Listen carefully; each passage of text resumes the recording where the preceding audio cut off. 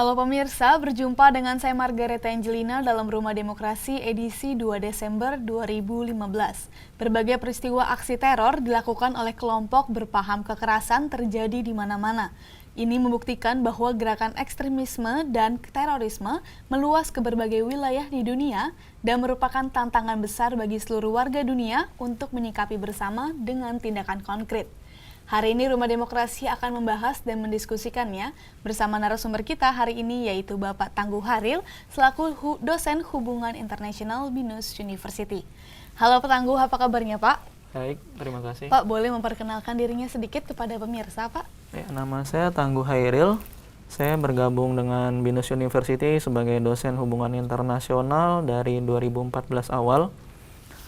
Bidang saya kajian keamanan. Dan semester ini juga saya sedang mengajar mata kuliah terorisme.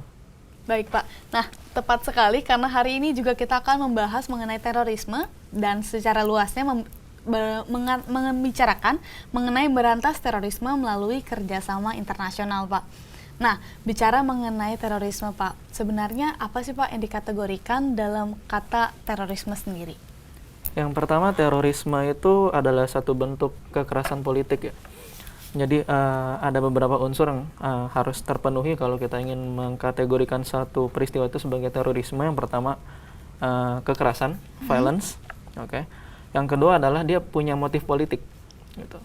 Jadi kalau misalnya kemarin itu ada bom di Mall Alam Serpong, kalau tujuan si pelakunya adalah misalnya untuk mendiskreditkan pemerintahan atau tujuan-tujuan politik lainnya, maka itu bisa kita kategorikan sebagai terorisme. Kalau tujuannya pribadi, personal gitu kan, itu tidak termasuk, itu tindak pidana biasa.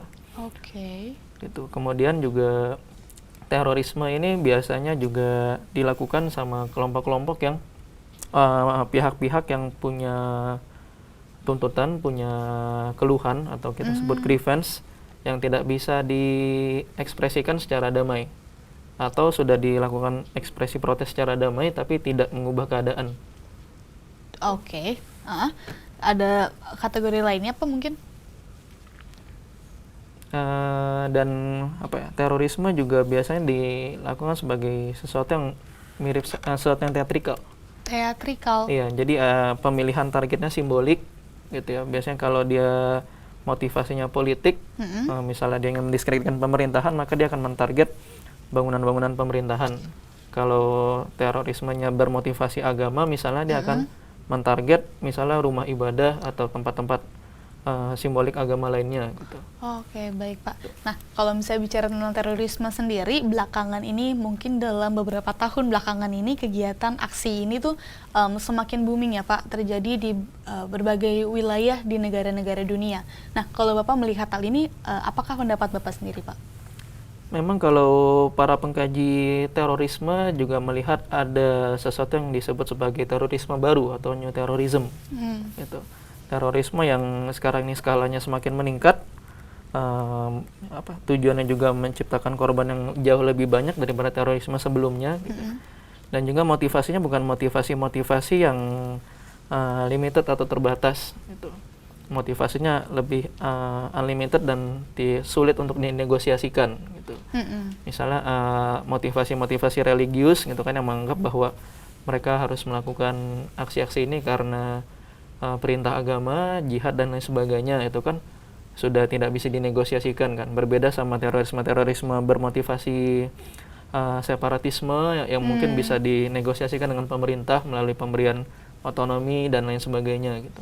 Baik Pak, nah tapi kalau kita melihat lebih dalam lagi bahwa sebenarnya belakangan ini aksi terorisme itu terjadi di berbagai negara yang berbeda. Mulai dari negara maju, negara besar maupun negara kecil. Nah kalau melihat hal ini sebenarnya Pak, apa sih yang mendasari aksi terorisme ini sendiri? Ya, yang mendasari ya, pertama-tama memang sudah mulai mengglobal saat yang bisa kita lihat terorisme ini. Bahkan Al-Qaeda yang sejak 2001 menjadi kelompok teroris yang cukup prominent ya sejak peristiwa 9/11, itu kita kenal memiliki struktur pengorganisasian yang mirip waralaba atau franchise. Gitu. Franchise. Iya, jadi dia punya associate, dia punya partner yang tersebar di berbagai kawasan di seluruh dunia. Misalnya di Timur Tengah, di Afrika, di Eropa, gitu kan, bahkan di Asia Tenggara, gitu kan. Kita kenal juga, kita beberapa kali mengalami peristiwa teror yang dilakukan oleh kelompok-kelompok yang berafiliasi dengan Al-Qaeda. Gitu. Baik. Nah, kalau misalnya kita melihat ke peristiwa beberapa waktu belakangan ini yang mungkin masih booming sampai sekarang di media massa, yaitu aksi terorisme yang terjadi di Paris yang menewaskan ratusan orang. Nah, kalau Bapak melihat kejadian ini, bagaimana pendapat Bapak? Ya, yang pertama, pelaku teror di Paris itu kan sebagaimana diakui oleh pelakunya sendiri adalah ISIS ya. Itu kan kelompok yang sebenarnya tidak hanya melakukan aksi teror, tapi juga insurgensi atau pemberontakan, dan juga menciptakan semacam pseudo state atau negara bukan negara sejati gitu. Tapi tujuan mereka menciptakan negara kan, makanya namanya mereka Islamic State gitu. Nah, kenapa mereka melakukan teror Paris?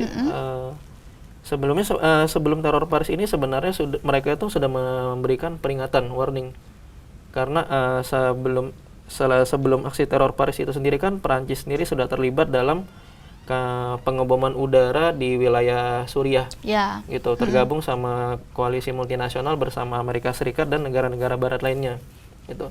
Jadi kalau yang teror Paris itu secara spesifik, dia memang upaya retaliasi atau respons terhadap pengeboman udara ini oleh Perancis, gitu. Dan Perancis juga sebelum teror di Paris itu mengatakan kita akan meningkatkan serangan di Suriah, gitu. Tapi kalau ini dilihat secara lebih general lagi, terorisme ISIS itu sendiri, gitu, sebenarnya banyak hal yang mendasari kenapa ISIS ini melakukan terorisme ya, gitu.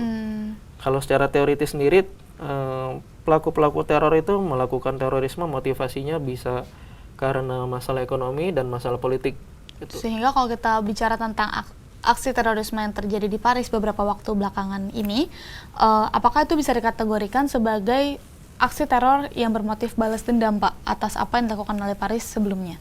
Ya, kebanyakan memang aksi teror itu balas dendam atau respon terhadap tadi kan keluhan-keluhan yang tidak terjawab oleh aktor-aktor politik, gitu. Apakah itu negara, apakah itu agama, semuanya itu adalah respon tadi, grievance atau keluhan yang tidak terjawab, gitu. Baik, Pak. Nah, kalau kita masih bicara tentang pemboman di Paris sendiri, sedangkan kita mengetahui bahwa Paris adalah kota wisata, salah satu kota besar juga. Apakah di sini bisa dikategorikan bahwa pengamanan dari negaranya sendiri yang mungkin merenggang ataupun berkurang?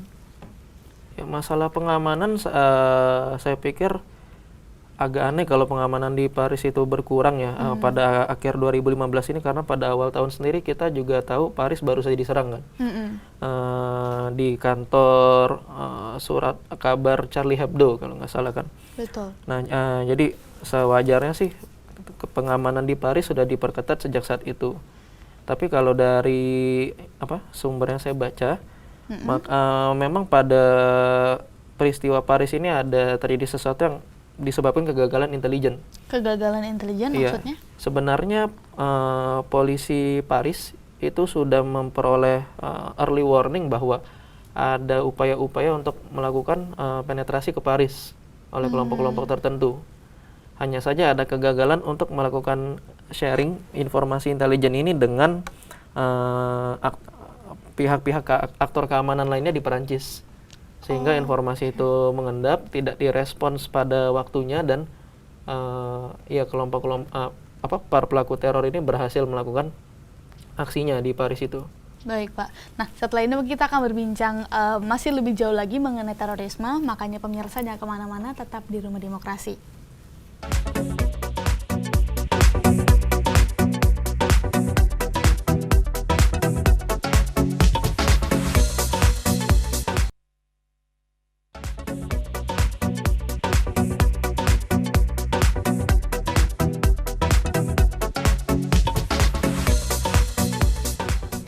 Terima kasih pemirsa, Anda masih menyaksikan Rumah Demokrasi. Pak, kita lanjutkan lagi perbincangannya, Pak. Kalau tadi kita bicara mengenai bagaimana aksi terorisme dapat terjadi di kota Paris beberapa waktu belakangan ini. Nah, kita akan melihat masih di benua Eropa, kita melihat bahwa aksi teror ini sendiri belakangan ini makin sering terjadi di benua ini, Pak. Dan akhirnya itu malah menimbulkan satu permasalahan baru, yaitu permasalahan dari irregular migrasi sendiri. Nah, kalau Bapak melihat hal sendiri bagaimana, Pak? Ya, sebenarnya migrasi irregular ini juga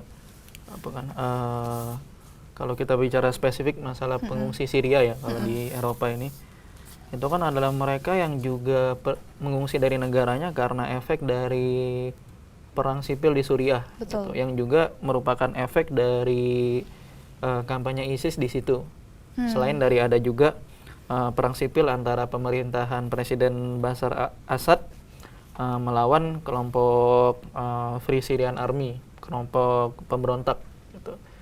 Jadi Jadi pertama itu, migrasi irregular ini juga mereka disebabkan sama aksi kelompok teror ini sendiri, ISIS. Itu satu hal. Kemudian yang menjadi masalah juga adalah ketika mereka sampai di benua Eropa, kan mereka ditolak oleh beberapa negara Eropa ya, gitu. Nah, ini kita harus melihat situasi sosial politik di Eropa itu seperti apa sekarang. Jadi di Eropa sejak teror 9/11 di Amerika Serikat, 2004 di Madrid, 2005 di London, dan beberapa peristiwa teror lainnya termasuk yang akhir-akhir ini di Paris. Itu sekarang ini memang sedang meningkat gelombang migrasi ya, sedang meningkat sentimen anti-muslim atau yang kita sebut Islamofobia, gitu. Karena menganggap bahwa Muslim itu teroris dan lain sebagainya. Imigran Muslim ini juga berupaya untuk mengubah Eropa menjadi kekhalifahan dan lain sebagainya, gitu kan. Gitu. Padahal para pengungsi Syria ini juga mengungsi ya karena mereka terusir karena perang di negara asalnya, gitu kan. Nah, situasi ini juga menyebabkan banyak partai-partai konservatif sayap kanan di Eropa itu yang menjadi sangat populer dan ratingnya meningkat, gitu. Dan mereka juga akhirnya memperketat kebijakan imigrasi di negaranya masing-masing. Nah, jadi sehingga apakah kalau menurut Bapak sendiri migrasi ini merupakan salah satu cara jalan keluar ataupun dari permasalahan terorisme sendiri, Pak? Kalau masalah migrasi sebagai jalan keluar, itu hanya solusi jangka pendek untuk efek yang ditimbulkan dari terorisme itu sendiri kan, bahwa ada permasalahan, ada pengungsi, orang-orang yang displaced dari negaranya, itu harus dicarikan tempat tinggal baru, gitu.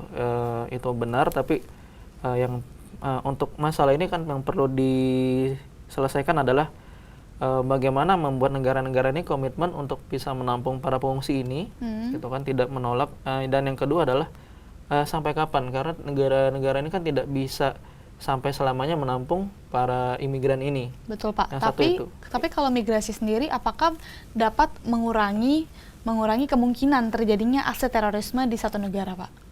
Khawatirnya tidak, karena itu justru akan menimbulkan masalah-masalah demografis baru, masalah-masalah sosial di negara-negara tujuannya. Di Eropa sendiri itu menimbulkan banyaknya serangan-serangan yang dilakukan sama warga asli Eropa kepada imigran-imigran itu, karena tadi kan sentimen-sentimen Islamofobia itu. Dan justru karena peristiwa-peristiwa seperti ini, Islamofobia ini, banyak sekali keturunan imigran Muslim di Eropa yang akhirnya merasa tidak mendapat tempat, itu kemudian merasa terpanggil dengan ajakan kelompok-kelompok teror ekstremis Islam ini sendiri, gitu. Kalau kita melihat statistiknya, banyak rekrutmen ISIS itu yang berasal dari negara-negara Eropa, gitu. Negara Eropa nomor 1 yang menjadi supplier rekrutmen ISIS itu Belgia, gitu.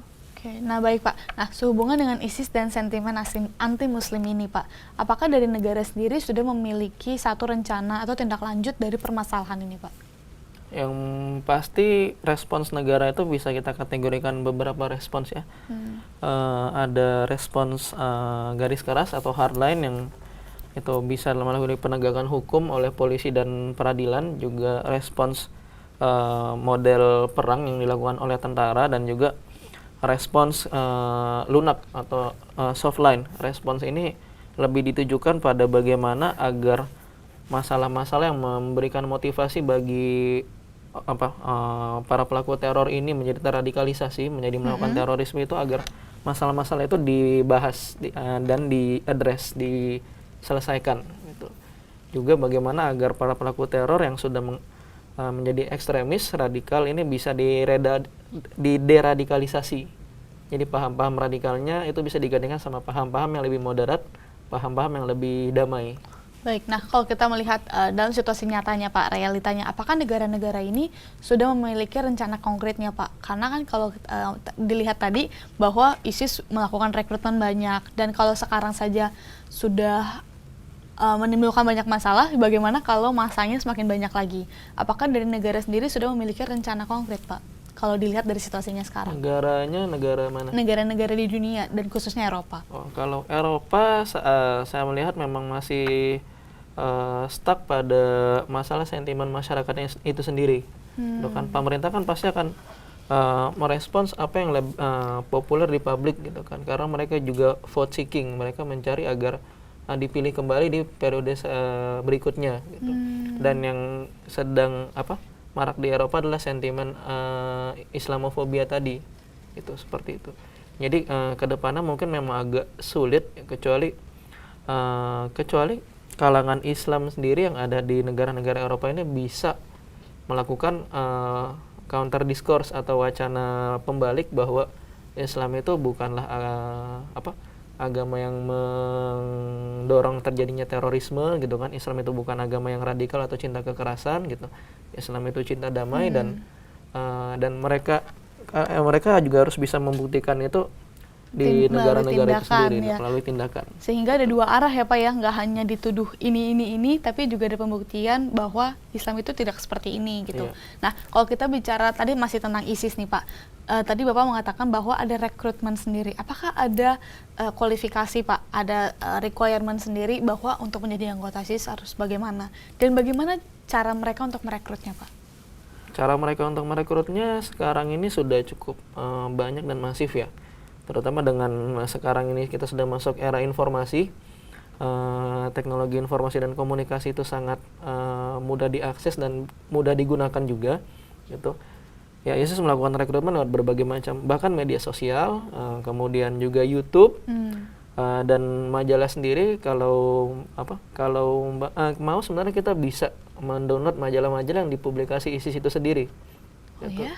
Googling saja majalah Dabiq, DABIQ. Itu majalah yang dikeluarkan ISIS.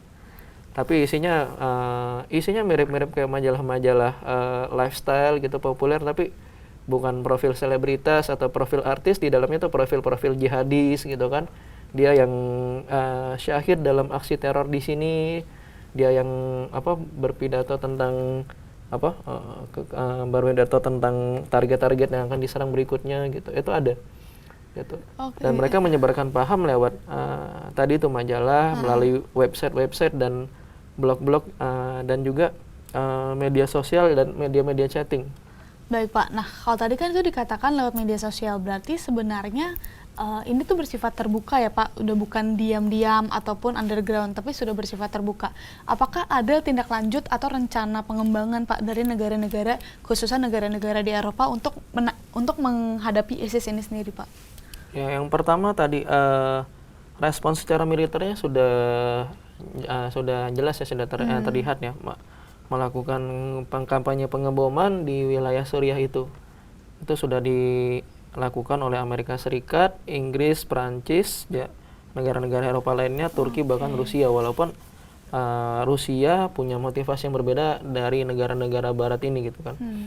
Kemudian juga peningkatan security measures, pengamanan di negaranya masing-masing, juga pencarian, penangkapan kepada mereka yang disinyalir terkait sama jaringan teror ISIS di Eropa itu sendiri gitu.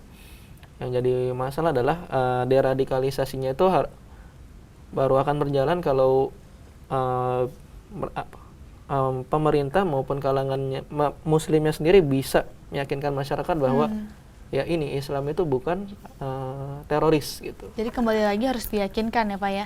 Nah tapi kalau kita bicara tentang pemerintah, apakah Pak kalau kita lihat sekarang aksi terorisme ini ada yang mengatakan bahwa merupakan isu pengalihan Pak dari kondisi pemerintahan yang mungkin dinilai sedikit bermasalah di bidang politik dan ekonominya, sehingga yang dibesar-besarkan atau yang dibumingkan itu permasalahan terorisnya.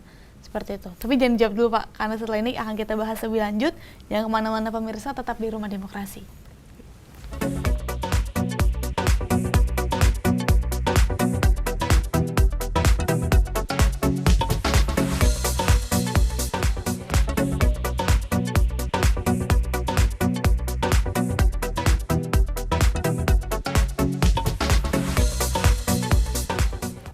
Terima kasih pemirsa, Anda masih menyaksikan Rumah Demokrasi.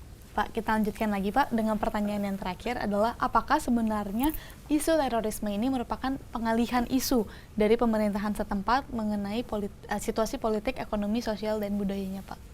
Ya, memang ada teori-teori yang berkembang seperti itu ya.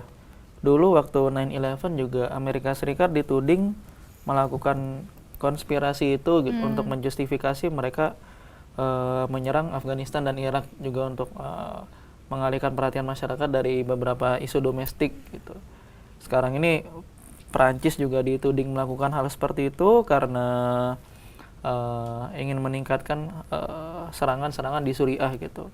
Tapi yang pasti teori-teori seperti ini dasarnya agak kurang kuat gitu.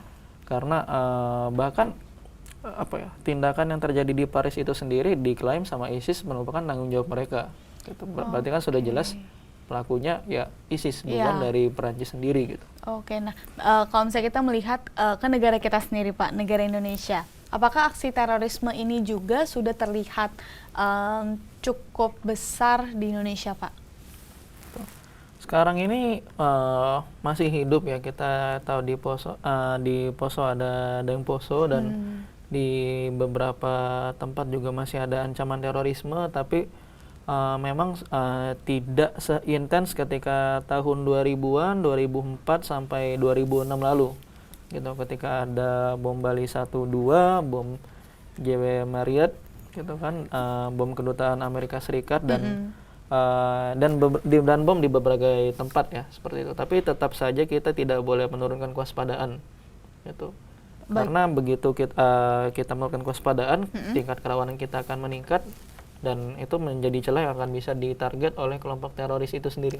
Baik Pak, sehubungan dengan kelompok teror, kita ketahui bahwa Indonesia merupakan salah satu negara yang memiliki jumlah demografis masyarakat beragama Islam yang merupakan target dari kelompok Muslim ini sendiri Pak. Apakah ada kemungkinan dari masyarakat Indonesia yang tergabung juga Pak dalam organisasi ISIS ini Pak?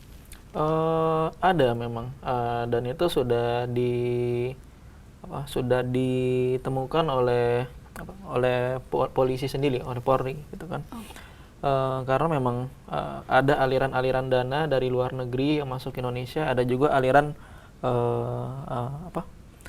ada perpindahan dari warga negara kita dari Indonesia pergi ke Suriah, pergi ke Irak untuk bergabung dengan kelompok-kelompok teror ini sendiri. Itu memang ada gitu. Dan jadi memang ancaman itu masih ada dan saya wajarnya hal ini memang direspon oleh pemerintah gitu. Nah, kemarin tuh ada beberapa upaya seperti misalnya bagaimana merespons rekrutmen dari teroris-teroris ini melalui media-media sosial, media massa gitu kan. Ada beberapa di antaranya pemberangusan media-media website-website yang dianggap pro terorisme atau pro kekerasan gitu kan, yang kemarin itu sempat diprotes karena kok tiba-tiba langsung diblokir gitu kan. Itu salah satu bentuknya juga. Salah satu langkah dari pemerintah Indonesia juga ya Pak. Nah, kalau kita bicara tentang Indonesia dan negara-negara di dunia Pak, sebenarnya bagaimana caranya Indonesia untuk menanggapi aksi terorisme ini sendiri? Di luar dari kewaspadaan kita sendiri, bagaimana langkah konkret kita? Apakah harus ada langkah kerjasama dengan negara-negara lain atau bagaimana, Pak? Itu pasti karena ancaman terorisme sekarang sifatnya sudah lintas batas ya. Tadi sudah disinggung bahwa sekarang ini kelompok-kelompok teror ini sudah mirip waralaba atau franchise yang persebarannya di seluruh dunia gitu. Dan kelompok-kelompok ini saling berjaringan, network gitu. Ada asosiasi dengan kelompok di kawasan ini, ada afiliasi dengan kelompok di kawasan ini, ada aliran dana, ada kerjasama latihan terorisme bersama antar kelompok-kelompok ini. Jadi merespons ancaman yang seperti itu, negara juga harus bisa mengintensifkan kerjasama antar mereka sendiri gitu. Nah, sehingga kalau misalnya Bapak melihat sendiri, apakah aksi teror ini mempererat hubungan internasional dari negara-negara atau justru memperburuk, Pak? Ada sisi plusnya mempererat, ada sisi minusnya juga gitu kan. Sisi minusnya adalah ketika respons terhadap terorisme ini dilihat dari sudut pandang yang berbeda. Seperti misalnya kalau kita melihat di Suriah gitu, di sini ada berbagai aktor asing ya, aktor internasional gitu. Kita sebut aja Amerika Serikat dan Rusia gitu. Dua-duanya sepakat bahwa ISIS adalah kelompok teror yang harus dilawan gitu. Yang tidak menjadi kesepakatan adalah kelompok-kelompok lain lagi di Suriah yang harus dilawan. Amerika Serikat mendukung kelompok pemberontak Free Syrian Army karena menganggap bahwa rezim pemerintahan Bashar al-Assad ini otoriter. Gitu. Rusia mendukung rezim Assad, gitu kan, dan menyerang target-target selain ISIS juga menyerang kelompok-kelompok pemberontak yang disupport Amerika Serikat sendiri dengan alasan bahwa Assad itu adalah pemerintahan yang berdaulat, gitu kan. Dia presiden yang terpilih gitu. Dia harus didukung gitu kan. Pemberontak ini yang tidak punya justifikasi gitu kan. Nah, ketika mereka ini berbeda pandangan, berbeda perspektif seperti ini, yang terjadi adalah di lapangan tidak sinkron gitu. Sehingga Amerika Serikat menuduh Rusia menyerang beberapa target kelompok yang didukung oleh Amerika Serikat gitu kan. Gitu. Hingga terakhir kan ada insiden penjatuhan pesawat Sukhoi 24 Rusia oleh Turki. Turki tergabung dalam aliansi NATO bersama Amerika Serikat. Gitu kan. Ini perlu dilihat apakah ini akan membuat hubungan antara Rusia dan Barat yang sebelumnya dekat setelah insiden Paris ini, apakah ini akan clash lagi gitu kan, karena insiden ini. Tapi itu jadi memang ada hal-hal minus ketika negara-negara ini tidak satu pemahaman terkait bagaimana merespons terorisme ini sendiri. Tapi kalau sisi baiknya, Pak? Sisi baiknya adalah tingkat ancaman yang sekarang ini membuat negara-negara itu semakin legowo untuk melakukan kerjasama di hal-hal yang sebelumnya dianggap sensitif dan nggak boleh. Misalnya intelligence sharing, gitu kan, saling berbagi informasi itu kan dianggapnya strategis dan negara lain nggak boleh tahu, tapi sekarang sudah semakin meningkat. Kalau boleh tahu negara apa aja itu, Pak, yang sudah melakukan hal tersebut? Banyak negara-negara yang tergabung dalam Interpol, negara-negara yang tergabung dalam jaringan intelijen UK USA, negara-negara lainnya juga melakukan kerjasama ini dalam secara bilateral maupun secara multilateral di berbagai forum. Gitu. Jadi sehingga sebenarnya tergantung dari bagaimana negara menanggapi aksi ini ya, Pak. Iya, semuanya balik ke masalah keinginan politik. Baik, nah kalau kita melihat tadi ada berbagai permasalahan kompleks yang mulai muncul, Pak. Nah, kalau kita melihat dari permasalahan-permasalahan dan lebih banyaknya negara yang terlibat, sebenarnya negara-negara yang rawan terorisme itu negara-negaranya seperti apa sih, Pak? Kalau dari studi yang dilakukan Bank Dunia, juga Alan Krugman, salah seorang ekonom di kampanye Presiden Obama dulu, juga melihat bahwa negara-negara yang rawan terorisme ini adalah negara-negara yang secara politik tidak stabil, juga tidak terbuka, atau yang diisi sama pemerintahan-pemerintahan otoriter, gitu. Sebelumnya ekonom Prancis melihat bahwa ini lebih disebabkan masalah ekonomi, gitu. Jadi melihat bahwa terorisme muncul di banyak negara Timur Tengah, juga Afrika, karena adanya kesenjangan ekonomi yang nyata. Nah, tapi kemudian dilihat bahwa rekrutmen teroris sekarang itu kebanyakan bukan orang-orang yang secara ekonomi itu kalangan bawah, bukan orang-orang yang miskin, bahkan ada orang-orang yang dari kalangan menengah ke atas juga berpendidikan, bahkan sudah doktor pun juga bisa bergabung sama kelompok-kelompok teror ini. Menjadi masalah kembali adalah masalah politik gitu. Ada keluhan-keluhan terhadap pemerintahan yang otoriter, ada perasaan tertindas bahwa mereka mayoritas tapi diperlakukan seperti minoritas, atau mereka minoritas di negara-negara mayoritas, di negara-negara yang berbeda identitas secara mayoritas dan mendapat perlakuan yang tidak adil. Jadi ngeri ya Pak. Iya. Nah, kalau misalnya kita melihat bagaimana aksi terorisme ini sendiri terjadi, sebenarnya apa sih yang bisa dilakukan oleh kita sebagai masyarakat dunia ataupun masyarakat suatu negara untuk mengurangi atau bahkan menghapuskan Pak aksi terorisme ini?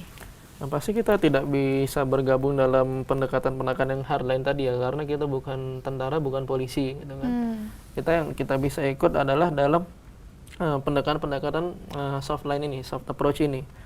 Gitu. Bagaimana mengadres masalah-masalah yang dikeluhkan sama kelompok-kelompok yang akhirnya terradikalisasi ini. Nah, gitu kan. Sebagai contoh, masalah-masalah ekonomi, masalah-masalah politik yang membuat teroris-teroris ini akhirnya terradikalisasi, itu diadres, gitu kan. Diusahakan agar masuk ke dalam kebijakan pemerintah, gitu kan. Kita beri masukan kepada pemerintah. Juga upaya-upaya untuk menghilangkan stigma-stigma atau sentimen-sentimen negatif terhadap kelompok-kelompok tertentu seperti Islamofobia itu. Gitu kan. Upaya-upaya mengcounter narasi-narasi teroris ini dengan narasi-narasi yang lebih peaceful, lebih cinta damai, dan tidak radikal seperti itu. Baik Pak, setelah ini akan kita lanjutkan lebih jauh lagi, makanya pemirsa jangan kemana-mana, tetap di Rumah Demokrasi.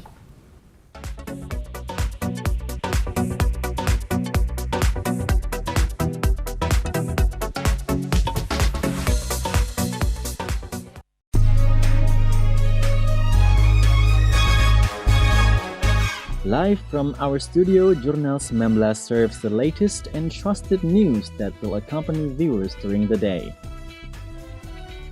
Watch Jurnal 19 Siang only on www.binus.tv.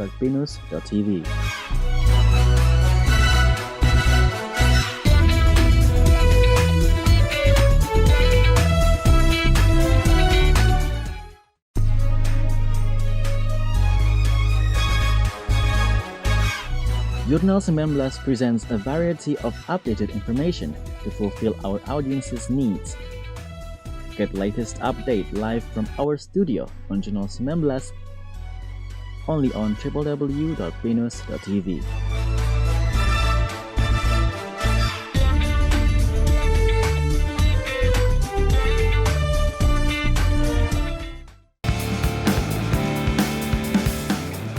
Hai, aku Rini Wulandari. Don't forget to log on to binus.tv.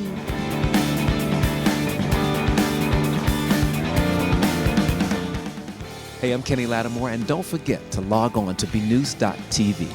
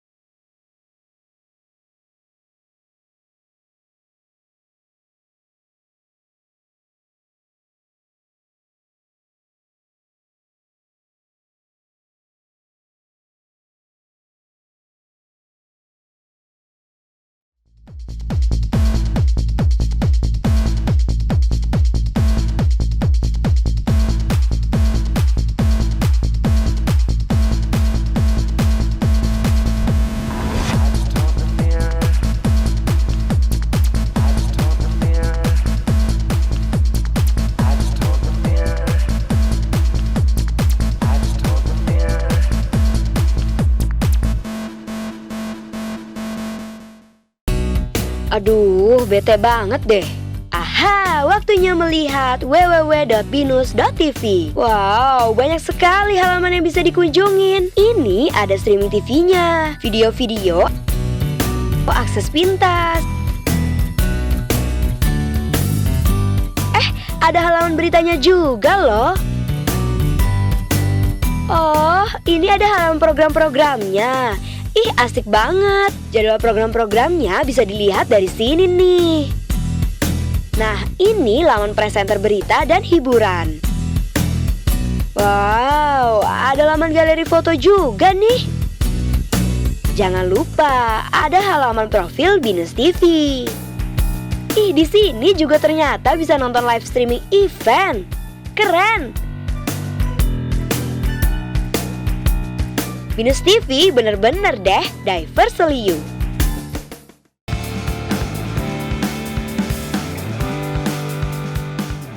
Halo, saya Juandana.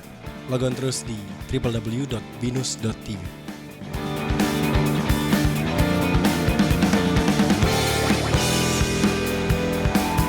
Halo, kita dari Kaset.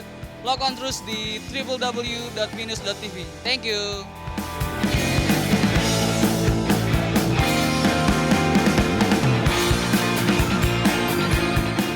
Kami dari Bola Hope. Jangan lupa log on terus di www.binus.tv. Horas, horas, horaso.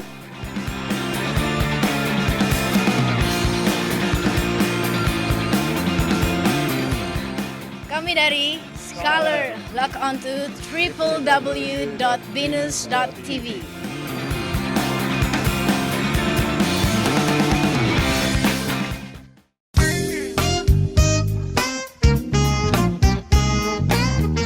Neo-Acoustic offer the country's talented musicians and bands and entertain the viewers with enjoyable music. Chill with the music from Neo-Acoustic. Only on www.binus.tv.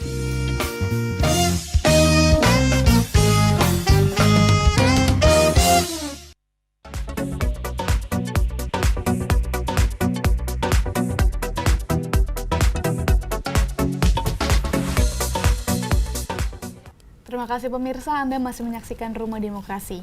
Pak Tangguh, kita lanjutkan lagi. Kalau misalnya kita sudah membicarakan cukup panjang dan cukup lebar mengenai bagaimana aksi terorisme ini sekarang mewabah di dunia. Nah, apakah sebenarnya dibutuhkan Pak pendekatan terpadu yang mengharuskan negara-negara bersatu dan mengesampingkan perbedaan politik, agama, sosial, budaya, dan yang lainnya untuk menghadapi aksi terorisme ini, Pak? Ya, pendekatan itu perlu ya pasti, karena sekali lagi tadi sifat ancaman terorisme ini sudah lintas batas, itu tidak bisa lagi diserahkan pada satu negara menghadapi ancaman di negaranya masing-masing saja.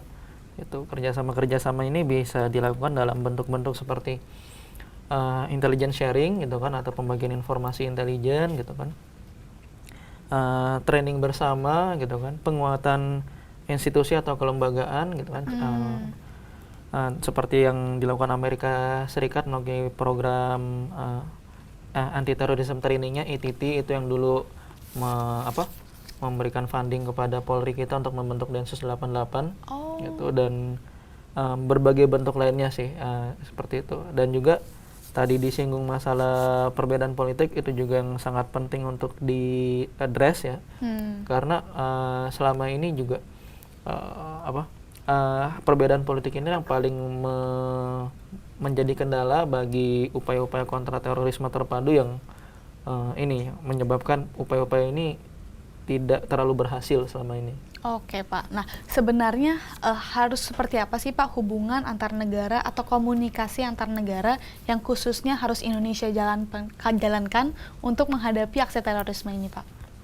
Yang pertama, sebenarnya kita sudah sejak lama memposisikan negara kita sebagai negara Muslim yang demokratis dan relatif cinta damai ya, relatif tidak bergejolak gitu.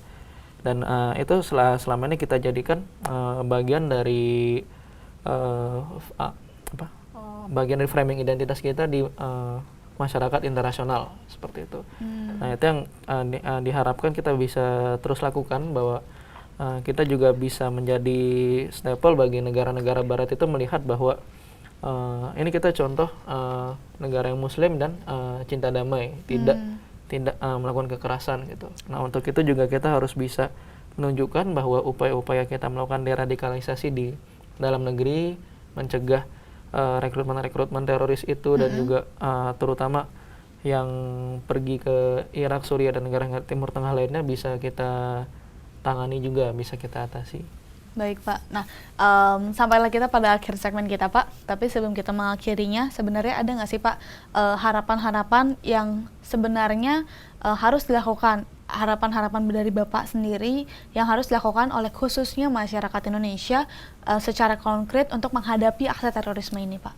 Harapan saya kalau untuk masyarakat Indonesia simple aja. Pertama, tidak begitu banyak menyebarkan teori-teori konspirasi ya, yang dasarnya juga tidak jelas gitu kan, bahwa pemerintah melakukan ini, oh ini pasti tindakan pemerintah yang sentimennya anti-Islam dan sebagainya gitu kan. Dan perlu ada dialog ya antara pihak pemerintah dan juga masyarakat juga, khususnya masyarakat Muslim ini, agar kesalahpahaman dan teori-teori konspiratif seperti ini tidak terlalu sering muncul kembali gitu. Dan juga bahwa masyarakat kita juga bisa menjadi contoh masyarakat Muslim yang cinta damai. Jadi memang masih ada potensi-potensi kekerasan yang dilakukan masyarakat yang mayoritas Muslim di dalam negeri kepada kalangan lain, itu harus bisa kita minimalkan, kalau bisa kita hilangkan seperti itu. Jadi benar-benar menjadi contoh kita negara yang Muslim, masyarakat yang Muslim juga cinta damai gitu, dan kita bisa buktikan bahwa itu Islam bukan teroris dan kita semua bisa saling bersatu padu bekerja sama memerangi terorisme. Baik gitu. Pak, kalau gitu apakah ada hal lain yang mau disampaikan mungkin? Untuk sekarang saya pikir itu dulu aja. Baik Pak, kalau gitu sebelumnya untuk Pak Tangguh terima kasih atas kesediaan waktunya sudah berbagi di program Rumah Demokrasi, dan semoga pemirsa mendapatkan edukasi tersendiri ya Pak mengenai aksi terorisme ini, sehingga tidak hanya dipandang sebelah mata atau hanya dilihat sisi negatifnya atau sisi positifnya saja. Dan pemirsa, aktivitas terorisme baru sekarang ini didukung oleh kecanggihan teknologi seperti penggunaan dunia maya dan dalam menerbangkan paham propaganda mereka. Dan juga kita bisa melihat berbagai motif lainnya yang semakin bervariasi. Artinya, kita harus terus mewaspadainya dan tidak meremehkan kegiatan mereka yang masif dan terencana. Seperti kata Pak Tangguh tadi, jadilah masyarakat Muslim yang cinta damai. Akhir kata, saya Margareta, Pak Tangguh dan seluruh kru yang bertugas pamit undur diri dan sampai jumpa di episode Rumah Demokrasi selanjutnya.